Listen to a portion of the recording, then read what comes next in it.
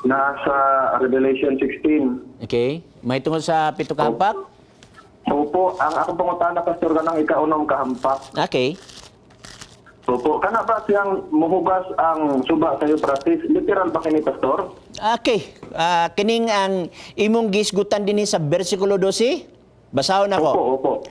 Ang ikaunom nga manulunda miyabus sa iyang panaksan, ibabaw sa dakong suba sa Euphrates, og nahubsan kini sa tubig, aron sa pagtagana og alagianan alang sa mga hari gikan sa sidlakan. So, nagisgot ni siya og paghubas sa Euphrates. Ingani igsuon. Ang balaang kasulatan nay gitawag natog type og nay gitawag natog antitype. Nay gitawag natog Jerusalem nga literal na sa spiritual nga Jerusalem. Magisgot kay literal nga Jerusalem nga tuwa sa Old Testament naa sa equivalent sa New Testament nga spiritual. Okay? Zion nga sa literal, nasa Zion nga spiritual. Now, kining gitawag na tog Euphrates, nahimo siyang symbol, nahimo siyang spiritual nga pagsabot, kay literal ni siya didto sa gitawag na tuog daan tugon. Napangutana, asa ni mabasa sa daan tugon? Naani sa Jeremias 51, Igsoon, atong tanaw na, Jeremias 51, aron masunod nato. I hope nga wala kong masayop sa maong bersikulo Igsoon. Ato lang tistingan sa pagtanaw, 51 sa 63 man tingali ni. Okay, yeah. Sa 63.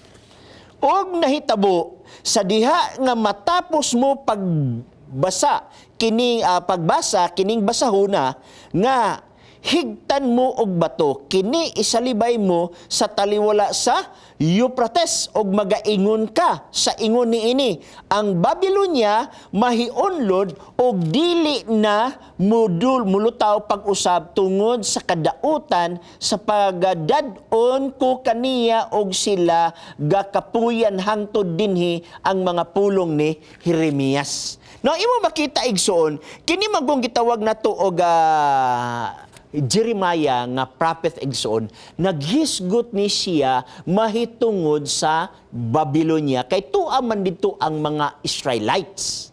Unya, balog ka unsay nahitabo dito igsoon sa mao nga punto? Naghatag si Isaias ana. Isaias 44:27 naay pahayag si Isaias ana. 44 bersikulo 27. Okay, atong tanawon. Nagyon siya dinhi. Nga magaingon sa nagaingon sa kahiladman mamalaka og ako magapamala sa imong mga suba nga nagaingon mahitungod kang zero siya mao ang akong magbalantay. Kabalo ka kaning word nga zero gikan sa English Cyrus. Mao ning panahon na igsuon nga ilang ilugon ang Babylonia. Okay? Niya kabalo biyata ang Babylonia igsoon naghari sa 606 ngadto sa 538. Pag-abot sa 538 BC, nipuli dayon ang mga gitawag natog Medio Persia. Now lisod masulod ang Babylonia igsoon. Kay gawas nga ang Babylonia adunay duha ka tag-as nga koral, unya ang usa ka koral igsoon pwede magukod ang duha ka karwahe. Kanang karwahe ni Paraon gani kanang ginasakyan nila, magtapad na siya, pwede makadagan sa maong kalapad nga gate. No? Nya duha ka buok, lisod gid siya mosulod. Nya gawas anang duha ka gate igsuon, naa pa gyud dako nga suba sa gitawag natong Euphrates igsuon nga naglibot niya ng ginharian. So kini si Cyrus nagproblema unsaon pag-ilog. Mao ni nga adunay tagna nga si Cyrus mugawas. Unya sa paggawas ni Cyrus, mao ni siya ang muilog sa Babylonia based on history igsoon.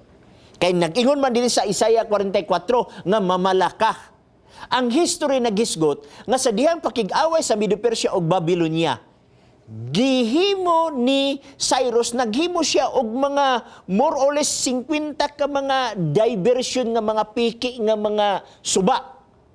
Aron i-divert niya ang tubig sa Euphrates. Pag-divert sa tubig sa Euphrates nga ang tubig, diha na lang kutob sa gitawag na tugtuhod, misulod dayon ang mga Medo-Persian niilog sa Babylonia. Unya niya ng panahon na gafiesta ang Babylonia.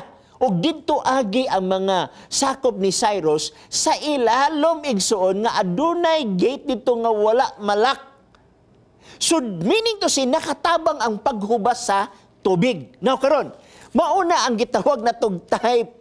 Nihay anti-type igsoon din nga murag kita kanang nga word bitaw nga parallel nga kung unsa to kaniadto literal sa Old Testament pag-abot sa New Testament mahimo siyang spiritual. Mauni nga gigamit ni John ang Revelation chapter 16 verse 12 nga ang ikaunom nga manulunda miyabos sa iyang panaksan ibabaw sa dakong suba sa Euphrates nahubsan kini sa tubig. So imo makita parallel dito sa Old Testament aron sa pagtagana og agianan alang sa mga hari gikan sa sidlakan si Cyrus usa ka king of the east.